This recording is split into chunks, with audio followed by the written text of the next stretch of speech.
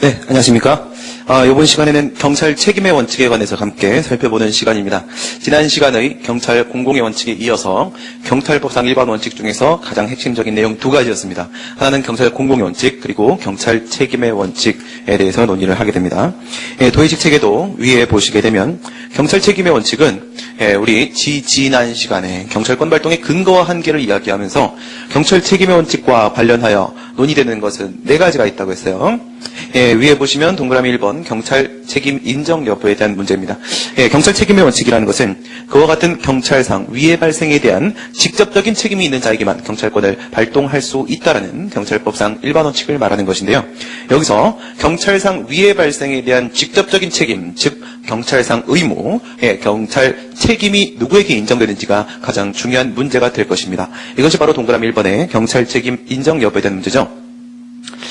경찰 책임이라는 것은 그와 같은 경찰상 위해 발생의 원인이 무엇이 있는지에 따라서 어떠한 행위 때문에 경찰상 위해, 경찰 위반 상태가 발생하였다면 그때 경찰 책임을 우리가 행위 책임이라고 하게 되고, 그것이 아니라 어떠한 물건의 위험 상태 또는 동물의 위험 행위로 인하여 경찰상 위해가 발생했을 때 그에 대한 경찰 책임을 우리가 상태 책임이라고 합니다. 따라서 경찰 책임 인정 여부에 대한 문제는 행위 책임 인정 여부, 즉 행위 책임의 귀속 및 상태 책임 인정 여부, 상태 책임의 귀속 논의가 포함이 됩니다.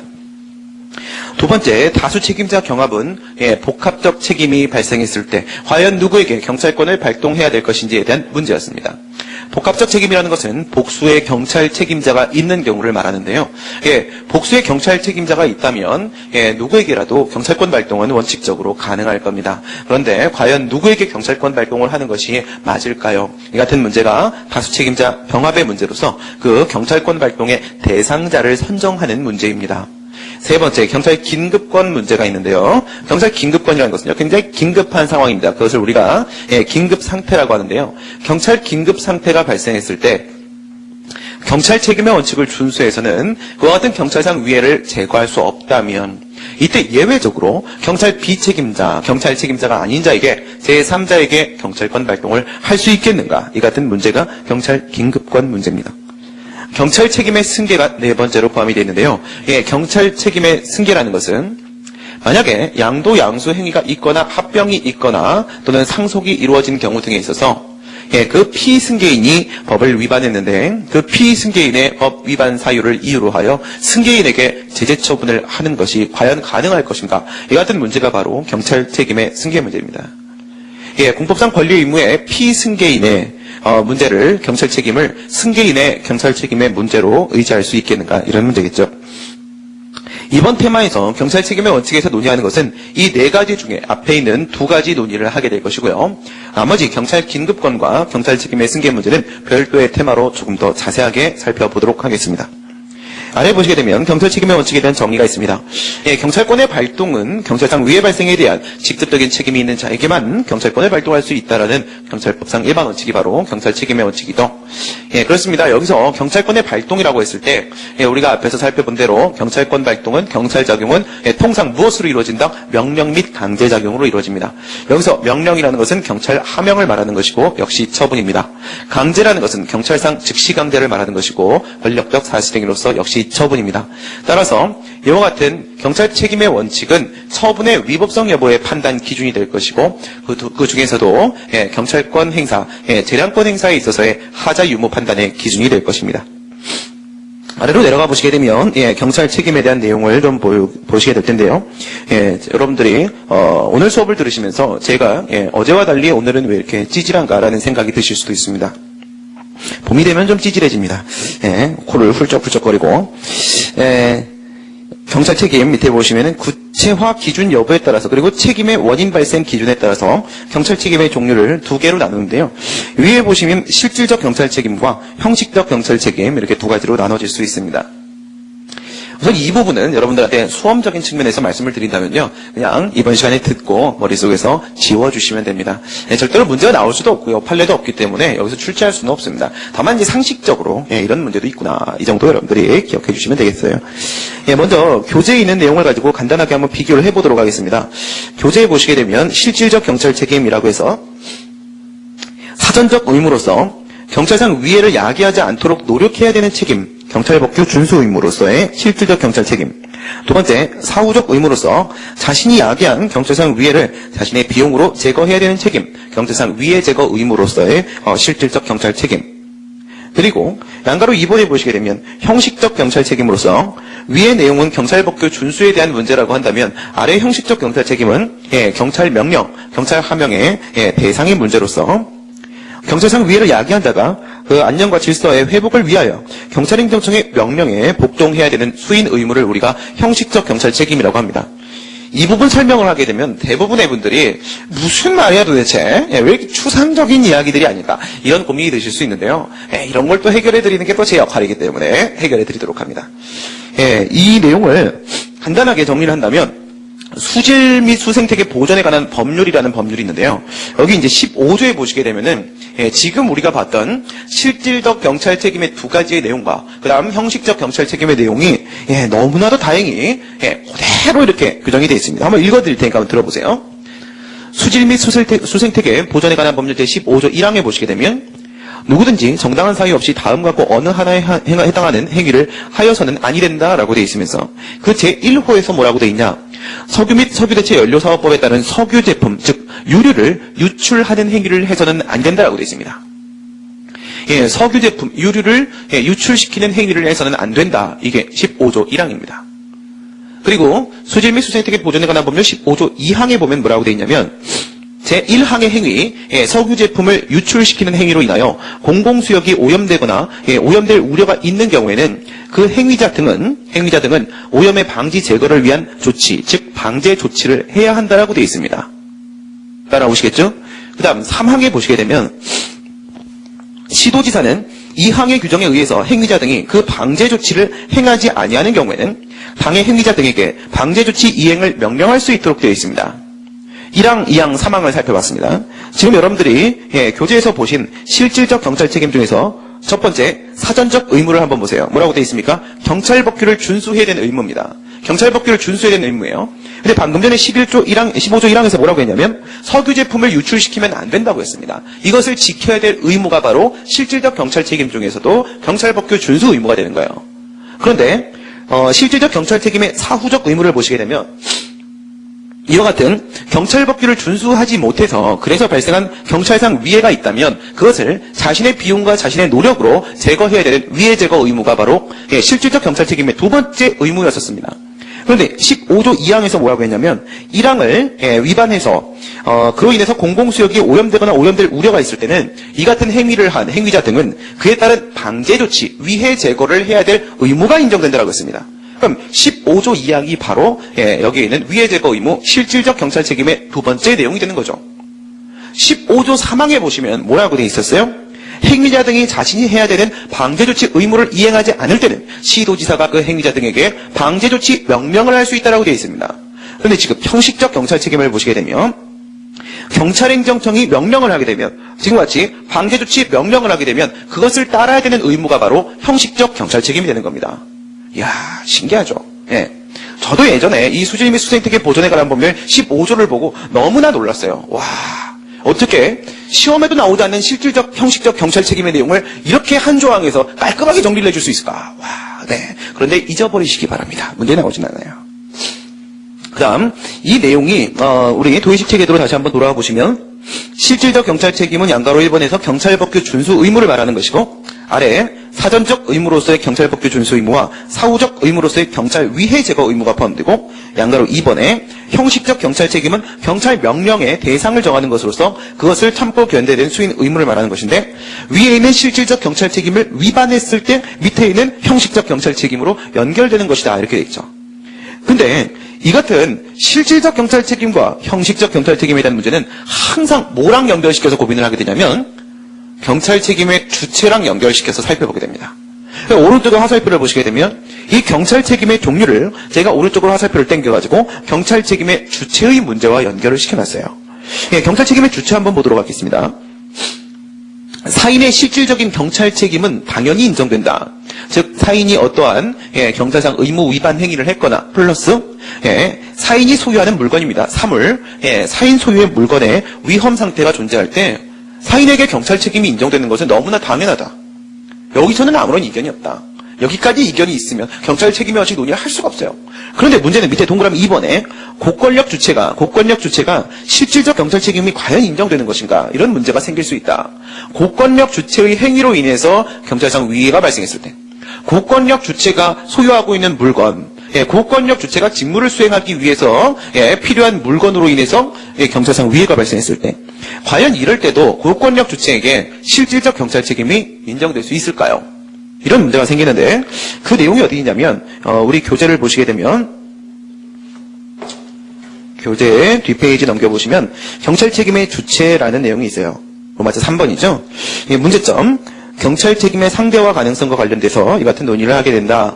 사인의 경찰 책임을 인정함에 있어서는 아무런 문제가 없다. vs 그러나 고권력 주체의 경찰 책임이 과연 인정될 수 있겠는가, 이런 문제가 생긴다. 동그라미 1번, 사인의 행위 책임이고 사소유권의 대상이 되는 물건의 상태 책임입니다. 로부터 발생하는 경찰상 위에 대해서 그것을 제거해야 되는 사인의 경찰 책임이 인정된 행위 책임이나 상태 책임이 인정됨에 있어서는 아무런 문제가 없다.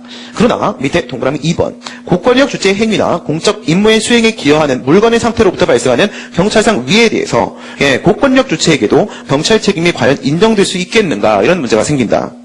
2번에 있는 고권력 주체를 보시게 되면 공법상 직무를 수행하는 모든 행정기관이라고 되어 있어요. 모든 행정기관. 제가 하나 예를 한번 들어드려 보도록 하겠습니다. 만약에 인근 군부대에서 말이에요. 인근 군부대에서 사격훈련합니다. 우리 군대 처음 갔을 때 생각해 보시게 되면요. 기치해질 뻔했어요. 화낼 뻔했습니다. 총을 쏘려 했는데, 쏘는 것까지 좋아. 쏘는데 귀가 아파요. 안 되겠다. 그렇죠? 시끄럽네? 그런데 만약에, 저희 집 옆에 저는, 매일 책 작업을 하고 원고 작업을 해야 되는데, 우리 집 옆에서 사격 훈련을 하면 전 가서 그냥 다 죽여버릴지도 모릅니다. 그렇죠? 아주 심각한 소음이 발생하죠. 경찰상 위해가 발생했어요. 정상적인 제 생활이 안 됩니다. 그렇죠? 네. 이런 경우에 제가 경찰서에 만약에 이제 경찰에 이 소음 발생에 대한 신고를 하게 되면은 경찰관이 출동해서 이 사격 훈련을 저지할 수 있을까요? 궁금하시죠?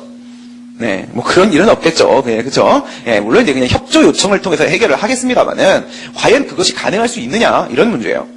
우리 지난 시간에 배우신 대로 위층에 있는 소프라노가 단원들을 불러갖고 밤마다 막 시끄럽게 떠들고 악기 연습하고 하게 되면 신고하면 출동하는 것이 맞다고 배웠지 않습니까? 걔네들보다 사격 훈련이 더 시끄러워. 출동하는 게 맞을까요? 이런 문제가 생길 수 있습니다. 또 인근 비행장에서 비행기의 이착륙으로 인해서 소음이 심각하게 발생했을 때 경찰관이 가서 그 비행기를 총으로 쏴서 떨어뜨려야 되나요? 시끄러우니까? 이건 이제 웃자고 하는 말입니다. 그 다음 또 인근 우체국에서 예전에 제가 살던 예전에 저기 낙성대 쪽에 살 때 요 그 근처에 공무수탁사인으로서의 이제 우체국은 아니고 그 우편 업무를 담당하는 곳이 있었는데 거기는 이제 그렇습니다. 야간에 만약에 소포 작업한다고 시끄럽게 떠들면 잠을 못 자죠. 그죠? 과연 이럴 때 우체국의 경찰권 발동이 가능할까요? 역시 이것도 행정사무를 수행하는 행정기관입니다. 또 철도에서, 내가 이 철도 근처에 사는데 철도 근처에 안 살아봐서 잘 모르겠습니다. 철도에 야간 선로 작업을 한다고 쿵꽝 이러면 아무리 싸이가 옆에서 노래를 불러도 밤에 부르면 제가 쏴줄지도 모릅니다. 그런데 야간 선로 작업을 하면 과연 참을 수 있을까요? 왜 이렇게 제가 과격하냐?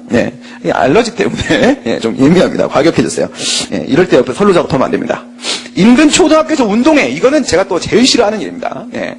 운동회 좀 안 했으면 좋겠습니다. 운동은 알아서 하는 거지, 그렇죠? 여기 이제 실리면 도림천에서 뛰든 말든 그건 알아서 할 일. 왜 운동회를 직접 하는 것인지 학교에서 이해가 안 됩니다. 학교 다닐 때도 운동회를 제일 싫어했었거든요. 그거 그 공책 몇 번 타자고 굳이 뛰어야 하는 것인가? 체육장이면 이제 점수를 받아야 되니까 뛰겠습니다. 운동회는 왜 안 가? 운동회 때문에 소음이 발생합니다. 이거 정말 장난 아니죠. 애들이 뛰어서 소음 발생하는 게 아니라 그 선생님들 때문에 그렇죠. 선생님 마이크 잡고 시끄럽게. 그 다음에 군부대 유류탱크에서 이건 또 제가 3종 보급병이었기 때문에 이럴 수 있습니다. 유류탱크에서 균열이 발생해갖고 기름이 흘러 들어가고 인근 저수지가 오염됩니다. 그러면 관할행정청은 군부대 장한테 경찰권 발동할 수 있을까요? 이런 문제예요. 만약에 사인이 주유소하는 사람이 걔네들 유류탱크 터져가지고 기름 이렇게 유출되고 하면 당연히 경찰권 발동이 되죠. 그거 제거하라고 명령할 수 있습니다. 과연 군부대에다가 그렇게 할 수 있는 걸까요? 이와 같이 국가기관이나 지방자치단체의 기관, 고권력 주체도 경찰 책임을 지는 것인가? 이런 문제예요. 실질적 경찰 책임. 그래서 다시 도의식 체계대로 한번 와보시게 되면 고권력 주체의 면책 규정이 없는 경우에 특히나 이런 문제가 생기는데 긍정설의 입장이 타당하고 고권력 주체도 실질적 경찰 책임, 즉 경찰 법을 지켜야 될 의무는 인정된다고 봐야 되지 않겠는가? 이런 내용이에요. 그래서 우리 교재 보시게 되면 박스에 뭐가 있어요? 도로교통법 29조 긴급자동차 특례 규정으로서 긴급 자동차는 도로의 좌측 통행이 허용되죠. 그죠? 좌측 통행이 허용되죠. 우리는 우측 통행하잖아요. 좌측 통행이 허용된다 이겁니다. 그 다음 30조 보시게 되면 또 긴급자동차 특례 규정으로서 긴급자동차가 뭘 말하는가요? 소방자동차나 아니면 앰뷸런스, 그죠? 구급자동차 또는 이제 뭐 범죄 수사 등의 긴급한 업무를 수행하는 경찰차 등을 말하는 겁니다. 이런 긴급자동차는 속도 제한, 앞지르기 금지, 끼어들기 금지 적용되지 않는다고 되어 있습니다. 그러니까 속도 제한 그러니까 우리 영화 보면 그죠? 영화 보면 뭐 경찰차는 뭐 속도 제한이고 뭐가 없죠. 그쵸? 막 달리죠. 그죠? 끼어들기, 막 끼어들죠. 그쵸? 앞지르기, 그냥 무조건 앞지릅니다. 이게 다 된다고, 그게 불법행위가 아니라는 거예요. 그쵸? 허용된다는 뭐가 있는 거예요? 법에, 경찰 책임에 대한 면책 규정이 있는 겁니다. 이럴 때는 고권력 주체의 실질적 경찰 책임이 인정이 안 되겠죠. 근데 이런 게 없을 때, 과연, 고권력 주체도, 경찰 책임이 인정될 것인가? 이런 문제고요. 그 다음 밑에 이제 형식적 경찰 책임을 보시게 되면 역시 사인의 형식적 경찰 책임은 당연히 인정된다. 그러니까 경찰기관이 사인에게 경찰권 발동하는 데는 아무 문제가 없죠. 근데 아까 그 문제는 과연 끼어들게 앞지르게 하지 말라는 것을 고권력 주체도 준수해야 될 것인가. 여러분 대통령이 무단횡단 해도 되나요? 그런 생각 해보셨나요? 대통령은 얼굴 알잖아. 그죠? 대통령이, 급하대. 급하다고 하면, 물론 이제, 대통령이 움직이면 이제 그 앞에서부터 이미 경찰관 통제가 들어가지만, 그게 아니라 이제 대통령이 그냥 걸어가고 있는 거야, 혼자 걸어가고 있는데, 무단횡단 한 거예요. 급하다고, 뭐 화장실이 급하다고, 막 이러면서. 그러면 이제 그때 옆에 있는 이제 순경이, 너 일로 와. 너 뭐하냐 지금? 일로 와. 이렇게 해도 되나요? 그런 생각 해보셨나요? 그쵸? 과연 대통령도 무단횡단을 해서는 아니 되는 실질적 경찰 책임이 인정되는가? 과연 대통령이 무단횡단을 하게 되면 경찰관이 불러 세워놓고 조사할 수 있는 것인가? 형식적 경찰 책임의 대상이 될 수 있겠는. 원칙적으로 긍정을 해야 된다. 이게 맞다고 볼 것인데, 근데 이제 고권력 주체는 지금 뭐 공행정 사무를 수행하는 중이잖아요. 그렇죠? 물론 고권력 주체가 사경계 주체로서 행위할 때는 당연히 경찰권 발동되는 겁니다. 왜? 지금 걔는 사인과 똑같이 법적으로 취급해야 되니까요. 그 얘가 뭐 할 때가 문제예요? 직무 수행할 때가 문제죠. 직무 수행할 때 문제. 여기서 만약에 경찰관이 제지를 해버리게 되면 그 고권력 주체의 본래적 직능을 수행할 수가 없습니다. 이런 거 어디서 봤냐? 이런 거 아이리스에서 보죠. 아이리스에서. 그쵸? 그러니까 이제 뭐 국정원 직원이다. 뭐 아이리스, 그 NSS 직원이다. NSS 직원인지 어떻게 알아? 경찰관이. 그쵸? 근데 경찰도 조사하던 사건이고, 얘네도 조사하던 사건이야. 근데 이제 경찰은 딱, 경찰이라는 게 딱 드러나는데, 걔는 안 드러난단 말이에요. 경찰이 봤을 때 쟤가, 뭐예요? 얘가 범죄자인 것 같아. 얘를, 수갑을 딱 채웠어. 근데 얘가, 나는, 비밀 요원입니다. 라고 했을 때, 비밀 요원이고 나발이고 넌 어쨌든 법을 위반해서 무단횡단 했잖아. 뭐 이렇게 해도 되나요? 안 된다는 거죠. 그렇죠? 왜? 걔들도 본래적 직무 수행의 필요성이 있습니다. 이것도 역시 공익적 목적이라는 거예요.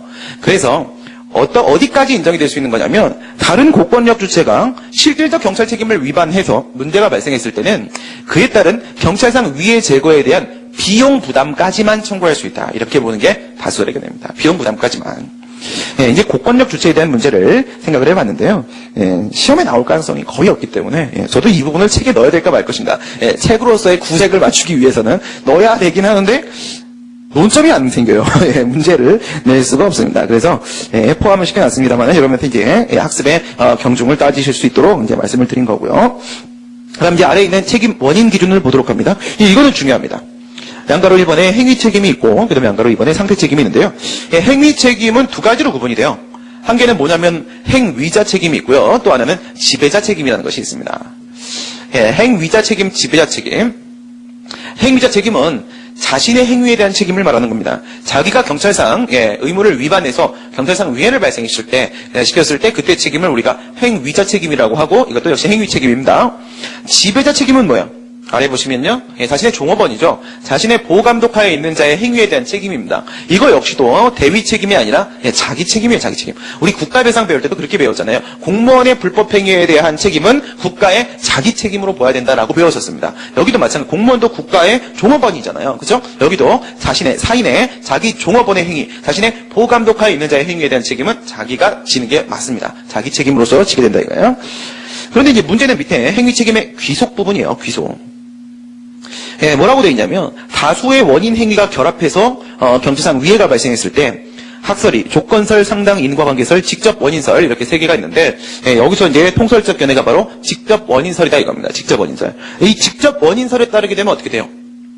그 위해 발생에 대한 직접적 원인 제공자는 책임을 지는데 간접적 원인 제공자는 책임을 지지 않는다.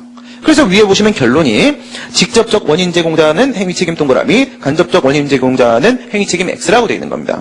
요거 이제 이 내용을 가지고 한번 보도록 할게요. 판서를 보시게 되면 휴양지에서 이런 친구들 많죠. 악단. 여기 신림동도 그죠? 제가 공부할 당시에 이 신림동은 정말 안 좋은 동네였습니다. 안 좋았어요. 뭐 다들 아시다시피 신림동이라는 곳이 그나마 이 정도 발전할 수 있었던 건 이제 서울대학교가 여기로 왔기 때문에 가능했던 일이죠. 서울대학교가 여기로 온 것은 이제 전두환 전 대통령이 배모를 막으려고 가지고 온 거고, 그렇죠? 그럼 전두환 대통령이 신림동을 살렸네? 뭐 그렇게 되는 건가요? 뭐가 잘 모르겠는데. 아무튼 간에. 그 신림동이 이제 원래 예전에 가장 못 사는 동네 중에 하나였었죠. 그래서 뭐 거의 발전이 안 됐었어요. 그런데, 요즘에는 여기 이제, 도림천에 이렇게, 한강처럼 이렇게, 운동시설도 있고 이렇게 돼 있단 말이에요. 근데 거기 가보게 되면 요즘에, 노래하는 친구들이 이렇게 많아요. 그 고시생들일 텐데 공부 안 하고 자꾸 거기서 기타 치고 노래를 합니다. 노래 잘해요. 휴양지에서 악단이 뭐 특별히 아무런 문제가 없는 행진곡을 연주를 한 거예요. 연주를 했는데 구경꾼들이 모였겠죠. 그러니까 많은 사람들이 구경을 하고 있는데 그 중에 어떤 사람들이 뭐 한 거예요? 그 멜로디에 맞춰서 인종차별적인 노래를 부른 겁니다. 이런 경우도 있을 수 있어요. 그렇죠? 저희 학교도 이제 뭐 여러 가지 가요, 이게 댄스 가요 이런 데다가 거기다 가사를 붙여가지고 저희 신촌에 있는 모 학교라고 있어요. 그 학교를 이제 아주 상스럽게 욕하는 이런 응원곡들이 있습니다. 근데 여기도 이렇게 붙인 거예요. 가사를 딱 붙였고 막 인종차별적인 노래를 불렀어요. 그래서 서로 폭력 사태가 발생을 했습니다. 이 폭력 사태에 대한 책임은 누가 져야 될까요? 누구의 경찰 책임이 인정될까요? 야구 경기를 개최했는데 이건 정말 간간히 나오는 뉴스죠. 흥분한 관중들 사이에 폭력 사태가 발생했다. 누구 책임입니까 이거? 누구 책임일까요? 야구를 만든 사람 뭐 이런 것도 생각할 수 있습니다. 야구를 만든 사람.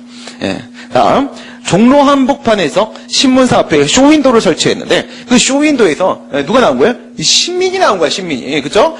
신민 선생님이 거기서 행정법을 가르치는 게 나온 거야. 그러니까 사람들이 공짜로 행정법 수업을 들을 수 있네라고 해서 다 모인 거죠. 그렇죠? 그 외에는 모이지 않습니다. 그죠? 그래서 사람들이 모인 거예요. 모이다 보니까 그 도로 교통장애 장애가 발생했어요. 제가 책임져야 됩니까? 누구 책임일까요? 그 다음, 한 측에서 평화적이고 합법적인 이런 경우 또 많이 있죠. 더 얘기하면 너무 정치적이야. 그죠? 얘기 안 하겠습니다. 개최를 했는데 반대 집회를 하는 꼭 이쪽 사람들이 꼭 폭력을 쓰더라고요. 그죠? 여기까지. 그래서 개최한 쪽에서 이쪽 측에서 폭력을 행사해서 싸움이 발생했어요. 누구 책임일까요? 이게 행위 책임의 기속에 대한 논의죠. 만약에 조건설에 따르게 되면 어떻게 돼요?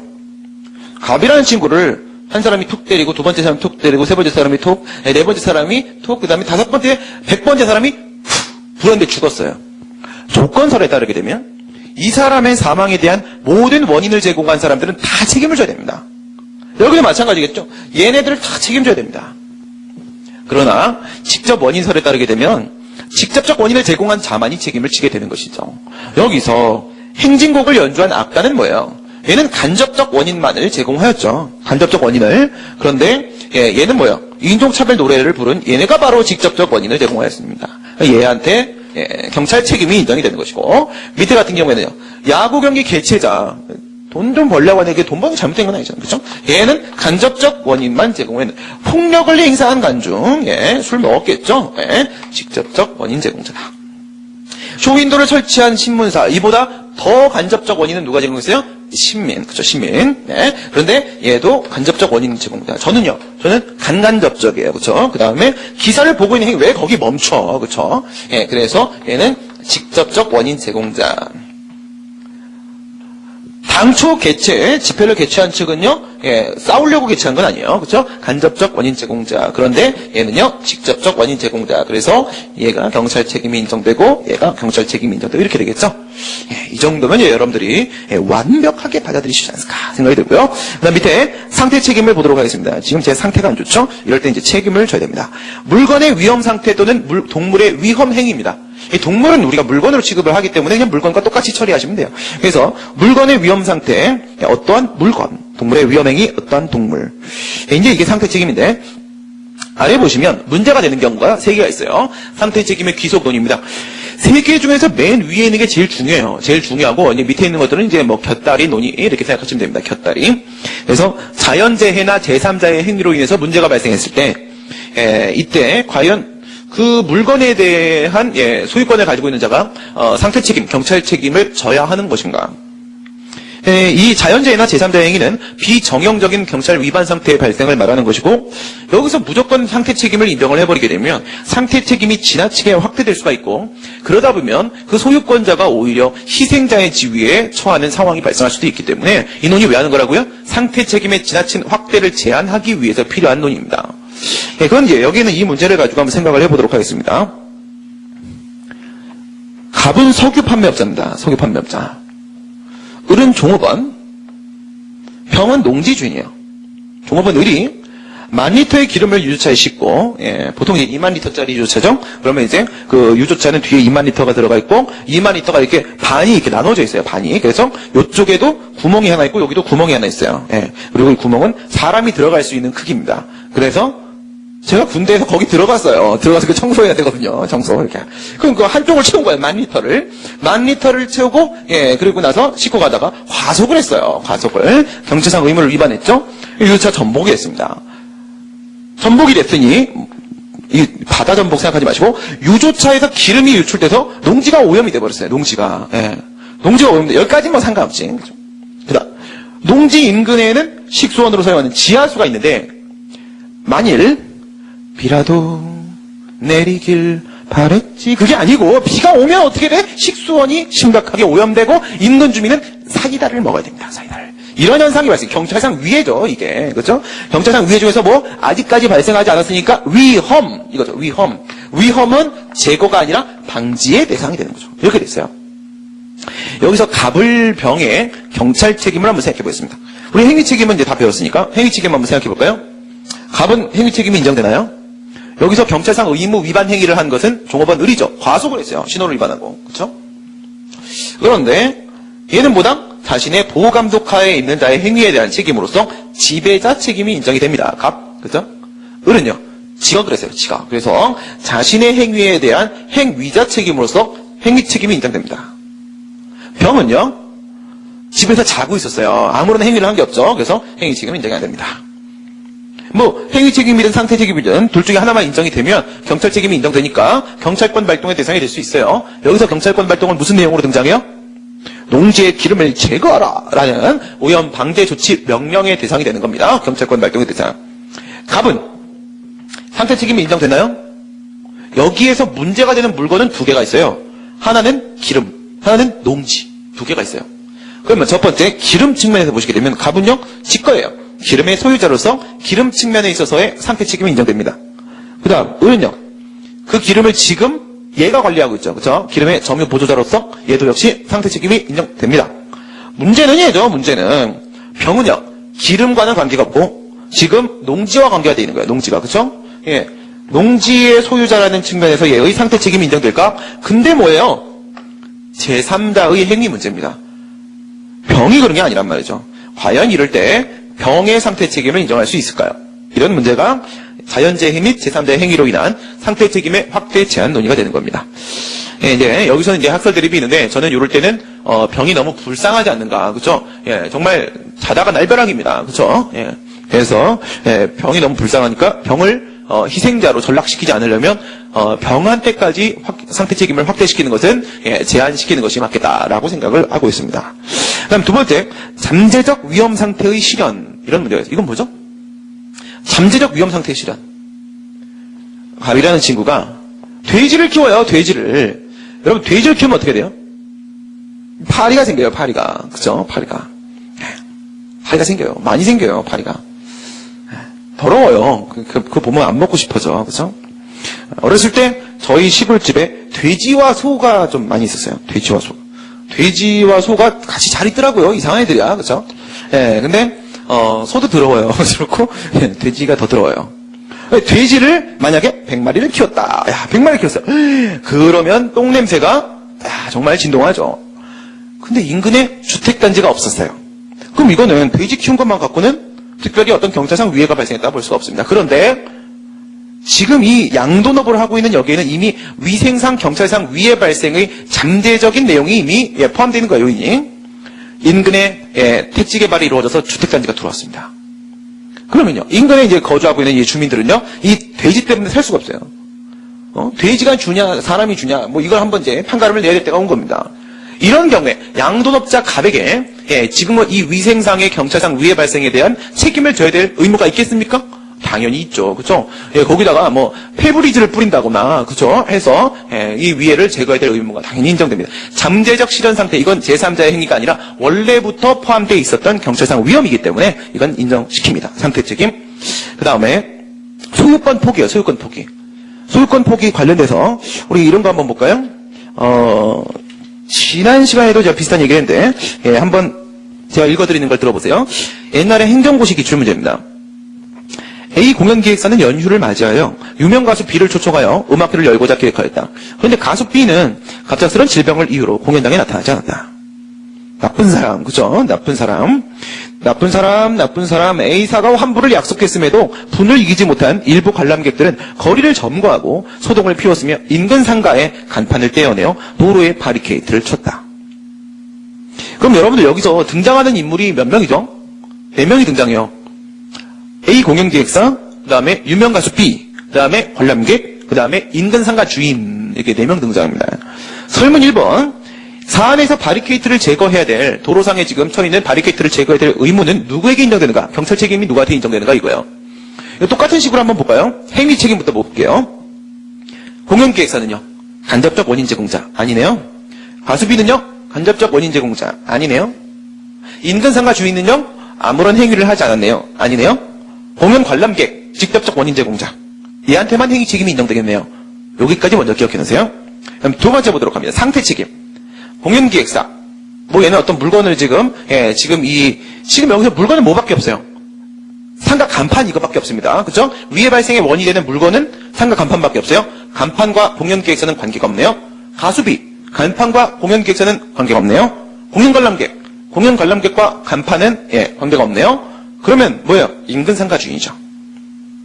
인근 상가 주인의 상태 책임을 인정할 수 있을까요? 없을까요? 제3자의 행위죠. 이것도 제3자의 행위. 인근 상가 주인도 누구요? 제3자로서 공연 관람객들이 이 인근 상가 주인의 간판을 떼냈기 때문에 이런 문제가 생긴 거죠. 그렇죠? 그래서 상태 책임과 관련된 문제를 여기까지 봤는데 여기서 만약에 제가 보는 것처럼 저는 이제 박균성 교수님과 같은 입장을 취한다고 했습니다. 여기서 농기주인 병 너무 불쌍하지 않아? 인근 상가 주인 너무 불쌍하지 않아? 간판 떼낀 것도 지금 화나 죽겠는데, 그렇죠? 그러니까 상태 책임을 인정하지 말자, 부정하자라는 입장을 전 취합니다. 그런데 김현태 교수님 같은 경우에 그렇게 보시지 않아요. 경찰 책임은 무과실 책임 아닌가? 제3자의 행위든 뭐든 간에 네 거 맞아? 네 거 맞으니까 상태 책임 인정돼? 경찰 책임 인정되는 거야? 이렇게 보십니다. 좋습니다. 그러면 여기서 김현태 교수님처럼 인정을 한번 시켜보겠습니다. 인근 상가 주인. 왜냐면 여기는 좀 그래요. 농지주인 병이 아니 이럴 수가. 여기에는 오염을 제거해야 된다면 난 이 농지의 소유권을 포기하겠어. 이럴 가능성은 없단 말이죠. 상가 주인이 간판은 포기할 수 있겠죠? 아이씨 니 가져. 만약 여기서 상가 주인이 소유권 포기 이래버리면 상가 주인은 그 바리케이트를 치워야 될 의무가 없을까요? 이게 바로 소유권 포기에 대한 세 번째 논점입니다. 세 번째 논점. 무엇이 원칙이다? 이건 뭐 학설이 갈리기 때문에 중요하지 않고요. 어떤 식으로 판단하시냐면 그 밑에 보시면 동그라미 1번 상태 책임이 인정되는 경우, 동그라미 2번 상태 책임이 부정되는 경우 이렇게 나와져 있는데 1번 어때요? 경찰상 위해가 발생한 다음에 소유권 포기한 상황이죠. 그 다음에 동그라미 2번은요. 소유권을 포기한 다음에 경찰상 위해가 발생한 상황이죠. 그러니까 이미 경찰상 위해가 이미 간판을 떼서 도로에다 바리케이트를 쳤어요. 근데 그걸 딱 보고 아씨 나 안 가죠. 이러면요. 그 책임을 면탈하기 위해서 의도적으로 소유권을 포기한 거잖아요. 이런 소유권 포기는 인정할 수 없습니다. 그러나 뭐는 인정할 수 있어요. 이런 상황이 발생하기 전에 상가 주인이 이건 내 거 아니다. 이렇게 소유권을 포기한 다음에 그 다음에 문제가 발생했다면 이때는 소유권 포기에 따른 상태 책임의 면제가 인정될 수도 있을 것입니다. 요게 기준이 돼야 돼요. 요게 그렇죠? 다음 아래 보시게 되면 다수 책임자 경합 문제가 있어요. 방금 위에서 경찰 책임 인정 여부 논의를 행위 책임의 측면과 상태 책임의 측면으로 살펴봤는데요. 여기서 이제 행위 책임이야 상태 여기 보세요. 여기 어때요? 얘도 행위 책임 그러니까 뭐예요? 갑은 행위 책임, 상태 책임 다 인정되죠? 경찰 책임 인정됩니다. 둘 다 인정되니까 얘는요, 이중 책임 인정됩니다. 을은 행위 책임, 상태 책임 다 인정되죠? 을도 경찰 책임 인정됩니다. 얘도 둘 다 인정되니까 이중 책임 인정됩니다. 병은 행위 책임은 인정이 안 되죠? 만약 병의 상태 책임을 김현태 교수님처럼 인정한다면, 뭐 얘도 인정될 수도 있을 겁니다. 그러나 얘는요, 하나만 인정됩니다. 단일 책임으로서 상태 책임이 이렇게 인정됩니다. 이처럼 행위 책임과 상태 책임 인정 여부에 대한 논의를 하고 나면 일정한 경우에는 뭐가 발생할 수 있어요? 복수의 경찰 책임자가 존재할 수 있어요. 병의 경찰 책임을 부정한다고 하더라도 갑과 을의 경찰 책임이 인정되고요. 경찰 책임자가 지금 둘 이상이에요. 그렇죠? 그겁니다. 위에서 화살표를 이렇게 사선으로 내리시게 되면 복합적 책임이 인정될 때 밑에 다수 책임자 경합에 문제가 생깁니다. 다수인의 행위 또는 다수인이 지배하는 물건의 상태 때문에 발생하는 경찰상 위의 상황을 말하는 것으로서 제가 밑에다가 갑하고 을을 이렇게 예로 들어놨습니다. 동그라미 1번 행위 책임 플러스 행위 책임 둘 다에게 행위 책임만 인정될 때 동그라미 2번 상태 책임 플러스 상태 책임 둘 다에게 상태 책임이 인정될 때 동그라미 3번 행위 책임 플러스 상태 책임 일방에게는 행위 책임이 그 다음 일방에게는 상태 책임이 인정될 때 동그라미 4번 단일 책임 플러스 이중 책임 한쪽에는 행위 책임 또는 상태 책임이 인정되고 한쪽에는 행위 책임과 상태 책임이 모두 다 인정될 때 어쨌든 경찰 책임자가 복수로 존재하게 되고 이와 같은 복합적 책임이 성립되는 경우에는 오른쪽 화살표 과연 이 여러 명 중에서 누구에게 경찰권을 발동해야 될 것인가와 관련된 경찰권 발동 대상 선정에 대한 문제가 생길 수 있겠죠. 원칙은 무엇이냐? 이거는 경찰관의 재량입니다. 누구한테 경찰권을 발동할 것인지는 경찰관의 재량이에요. 경찰행정청의 재량인데 그래도 기준은 있어야겠죠. 그래서 판단 기준이 밑에 있습니다. 선정 기준. 가장 중요한 것은 신속하고도 효과적인 위해 제거에 가장 적합한 자가 누구인지를 보셔야 돼요. 근데 이럴 수도 있겠죠. 그게 또 둘 이상일 수도 있는 겁니다. 그렇죠? 네. 그러니까 둘 이상이라고 했을 때 어떻게? 이때는요, 누가 더 중대한 원인을 제공했는가? 경찰 비례 원칙과 관련돼서 누가 더 중대한 원인을 제공했는가에 따라서 판단을 하시면 되고요. 그 다음 오른쪽에 보시게 되면, 근데, 만약 이렇게 해갖고, 갑, 을, 병, 모두에게 일정한 책임이 인정돼요.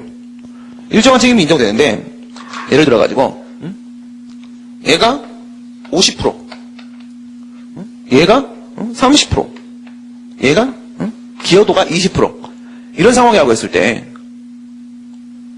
얘는 이 석유 판매업소가 어디 있는지 몰라요. 굉장히 멀리 있다고 생각해 보세요. 얘는 유주차 전복시키고 놀라고 도망갔어요. 얘는 농지 옆에 살아요. 그러면 현재로서 가장 신속한 위해 제거에 적합한 자는 얘입니다. 어쨌든 얘도 경찰 책임 인정되는 자니까. 그럼 얘한테 경찰권 발동하겠죠. 야, 농지에 빨리 기름 질 거예요. 제거하지 않으면 식수원이 오염된단 말이야 라고 할 거란 말이에요. 얘는 뭡니까 도대체? 좋아. 복수의 경찰 책임자가 있어. 그래. 기준이 가장 신속하고 효과적인 위해 제거에 적합한 자야. 지금 얘인 거 맞아. 근데 얘가 지 돈 들여갖고 다 하고 나면 얘는 너무 억울하잖아요. 고작 20%인데 내 책임은. 그렇죠? 그래서 어떻게 하면 돼요? 얘가 얘한테 구상할 수 있고 얘가 얘한테 구상할 수 있다. 비용 상환 청구할 수 있다. 비용 부담을 형평성 원칙에 따라서 분담시키는 것. 그래서 연대 책임의 범위를 유추 적용시킬 수 있다라고 봐야 되지 않겠는가? 이게 다수설입니다. 여기까지 내용이에요. 그러면 교재를 가지고 간단하게 쭉 정리하도록 하겠습니다. 경찰 책임 원칙의 의. 경찰권 발동은 의의 발생에 대한 직접적 책임이 있는 자에게 경찰권을 발동해야 된다는 것이고 5가지의 경찰법상 일반 원칙 중에 하나입니다. 경찰 재량의 하자 판단 기준이죠. 경찰 책임이란 경찰상 의무를 말하는 것인데 경찰상 목적 달성, 질서 유지, 안전 보장이라는 목적 달성을 위하여 법률이나 법률에 근거한 경찰상의 명령, 이 명령은 이거는 행정 입법입니다. 법규 명령이에요. 행정행위, 이게 바로 하명입니다. 이게 하명, 처분입니다. 에 의해서 개인에게 부과되는 의무입니다. 법적 의무죠. 책임은 법적 의무고 실질적, 형식적 경찰 책임에 대한 문제는 우리가 아까 본 걸로 이제 다 넘어가도록 하겠습니다. 이것만 보시고요. 그 다음, 행위 책임은 행위의 측면에서 경찰상 의무 위반 행위로 인해서 위해가 발생했을 때 어떠한 행위. 그 다음, 행위 책임은 행위자 책임과 지배자 책임이 포함되고 있었고요. 자신의 행위의 문제가 자신의 보호감독하에 있는 자의 행위의 문제가 나눠져 있었습니다. 상태 책임은 물건의 위험 상태와 동물의 위험 행위 두 가지가 포함이 되어 있었고요. 경찰 책임의 주체는 생략하도록 하겠습니다. 이거 여러분들 읽어보시면 됩니다. 궁금하신, 왜 그렇게 봐야 되는가, 궁금하신 부분이 있으시면, 메일 보내주시면 제가 답변을 드리도록 하겠습니다. 그 다음, 로마자 4번의 경찰 책임 인정 여부 넘어가시게 되면, 행위자 책임, 지배자 책임만 가지고는 판단이 안 되는 경우가 있을 수 있다고 했어요. 언제죠? 다수의 원인에 의해서, 다수의 원인 행위에 의해서 경찰상 위해가 발생했을 때예요. 이때 문제점, 병존 또는 연결되어 있는 다수의 원인 요소가 결합돼서 위해를 발생시켰을 때 누가 책임져야 되냐? 조건설, 상당, 인과관계설, 직접 원인설. 조건설은요, 그 같은 위해 발생에 대한 모든 조건, 어떤 조건이 상관없다. 조건을 제공한 모든 원인 요소를 인과관계의 범위 내에 포함시키고 경찰 책임을 인정시켜야 된다. 뭐라고요? 원인 없으면 결과 없다. 그 다음 상당 인과관계설. 이것은 민법상 인과관계론과 똑같이 보는 거죠. 경험의 법칙상 일반적인 결과 발생의 개연성으로서 상당한 인과관계 범위 내에 포함되는 요소까지를 인정한다는, 이건 알 수가 없어요. 왜냐하면 우리 지금 배우는 경찰법은요, 위험의 세계예요. 위험의 세계. 위험의 세계는 뭐야? 이거는 롯데월드에 있는 그 귀신의 집입니다. 귀신의 집. 위험해. 그렇죠? 위험의 세계는 뭐가 통하지 않아요? 경험의 법칙이 통하지 않습니다. 그렇죠? 그렇기 때문에 경찰법에서 상당 인과관계론을 따르게 되면 비정형적인 것을 배제하자 이렇게 추상적인 말은 할 수 있겠지만 그 기준이 명확하지가 못합니다. 직접 원인설. 스스로 자신이 위험의 영역으로 들어가는 행위를 한 자, 이 자가 바로 경찰 책임자이다. 그래서 독립된 의사결정 및 시간적 최우성, 이것을 인정합니다. 독립된 의사결정, 이게 뭐냐면, 여러분, 우리 아까 여기서 얘네들을 간접이라고 했어요. 간접이라고 했는데, 이런 거 어떨까요? 악단이 얘네들이 여기에 따라서 인종차별적인 노래를 부를 것이라는 것을 이미 예상하고 그것을 의도하고 여기서 만약에 행진곡을 연주했다면, 여기서 폭력 행사를 유도하기 위한 목적으로 야구 경기를 개최했다면, 여기서 상대방 쪽에서 반대 집회를 유도하기 위해서 여기서 집회를 개최한 것이라면, 이럴 때는 의도적인 간접적 원인 제공자라고 합니다. 단순한 간접적 원인 제공자가 아니라 이와 같은 의도적 간접적 원인 제공자는 실질적 직접적 원인 제공자로 보게 됩니다. 그러니까 여기서 독립된 의사결정, 이게 깨질 수 있는 거예요. 이게. 그렇죠? 그래서 자신의 의사로 싸워야 됩니다. 자신의 의사로, 독립된 의사로 인종차별적인 노래를 불러야 됩니다. 자신의 의사로 싸우고 서 있어야 됩니다. 이게 직접 원인설이에요. 이에 따르게 되면 직접적 원인 제공자만 행책임이 인정이 되죠. 그 다음 상대 책임의 기속을 보시게 되면 자연재해나 제3자의 행위, 제3자의 행위는 아까 전에 공연 관람객이 간판 떼내기, 여기서는요 종업원이 유조차 전복시키기라는 부분이 있었고요. 상대 책임을 지나치게 확대시키는 것을 제한하기 위해서 이 같은 논의가 있는데, 긍정설, 경찰 책임이라는 것은 무과실 책임에 대한 문제로서 비정형적 상태라는 것을 판단하는 것도 애매하고, 그 다음 객관적 외면적 상태가 그것이 기준이 되는 것이기 때문에 얘가 불쌍하다, 제3자가 개입된 거 아니야, 이런 문제는 고려할 요소가 아니다, 이렇게 봐요. 냉정하시죠. 그 다음 부정설, 자신이 감당할 수 없는 정도의 위험 영역, 정말 비정형적 사건이고 또한 자신이 아무런 책임이 없다면 이때는 농기주인 병의 상태 책임을 배제시켜주는 것이 맞지 않겠는가 검토, 그것이 저의 생각이고요. 그 다음 잠재적 위험 상태의 실현, 양도업자 생각하시면 됩니다. 이거는 원래부터 위험 요소가 포함되어 있던 거예요. 그 물건 안에. 그렇기 때문에 이건 특별한 문제가 안 되고요. 그 다음 소유권 포기, 이거는요 위해 발생 시점 이전에 포기했는가 이후에 포기했는가를 기준으로 판단하시면 됩니다. 이전에 포기했다면요 얘는 원래부터 상대 책임자가 아니라고 봐야 되는 거예요. 그렇죠? 그 다음에 이후에 포기했다면 여기서 책임을 면탈받기 위한 목적이었다고 볼 것이기 때문에 의도가 좀 불순합니다. 그렇죠? 그래서 이럴 때 상태 책임을 그대로 인정시키게 되고요. 그 다음 다수 책임자 경합, 이와 같은 행위 책임이나 상태 책임의 인정 여부 논의를 하고 나면 복수의 책임자가 존재할 때가 있는데, 이때 과연 누구에게 경찰권을 발동할 것인가 문제가 생기고요. 복합적 책임이 바로 그것이고, 유형은 아까 행위, 상태, 행위, 상태 단일 이중이 있을 수 있다고 했고요. 원칙은 경찰행정청의 재량입니다. 얘한테 할까? 누구한테 위험을 제거하라, 농지의 오염을 제거하라고 명령할까는 행정청 마음이에요. 마음인데 이제 기준이 뭐라고 했냐면 신속하고 효과적인 경우라고 했어요. 그러니까 얘네는 도주하고 얘는 멀리 있고 그러면 얘한테 하고. 근데 얘가 지금 뭐 예를 들어서 외국에 놀러 갔어. 얘가 도주 안 했어. 그럼 얘한테 하고. 얘 도주하고 어딘지 모르고 놀러 갔어. 그러면 어쩔 수 없어. 얘한테 하고. 가장 신속하고 효과적인 위해 제거에 적합한 자에게 하는 것이 맞다라는 것이죠. 그 다음 4번에 가시게 되면 이제 비용 분담에 대한 얘기가 있는데요. 민법상 연대 책임의 법리를 유추 적용시켜서 그래서 기여도에 따라서 형평성 있게 비용만큼은 분담하는 것이 맞지 않겠는가. 비용은 원칙대로 가는 게 맞아요. 비용은. 그죠? 비용은. 그러니까 경찰권 발동의 대상이 누구야랑 비용 분담에 대한 문제는 서로 별개의 문제입니다. 별개의 문제. 이건 엮일 수가 없어요. 그죠? 엮일 수가 없습니다. 전혀 별개의 문제이기 때문에, 얘한테 만약 경찰권을 발동했다면 얘들한테도 일정한 비용을 부담하도록 하는 것이 맞겠죠. 그죠? 지금까지 우리가 경찰 책임의 원칙의 4가지 내용 중에서 경찰 책임 인정 여부 그리고 다수 책임자 경합에 대한 논의까지 봤습니다. 다음 시간에는 경찰 긴급권 발동과 관련된 내용을 함께 살펴보도록 하겠습니다. 수고들 많이 하셨습니다. 수고하셨습니다.